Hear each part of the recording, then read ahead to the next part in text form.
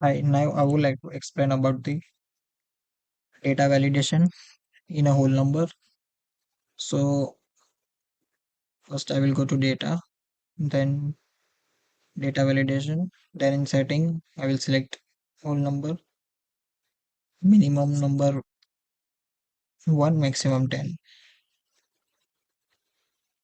So I have to write the number in between 1 to 10.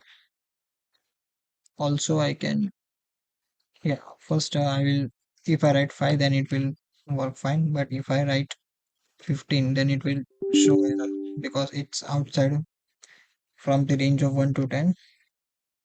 Also I can set an alert. Here I can in a error alert.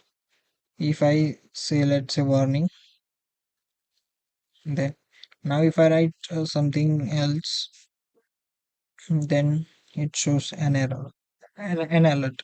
Yeah. So if I say yes, then it will continue with this number. Yeah. So this is the data validation in whole number.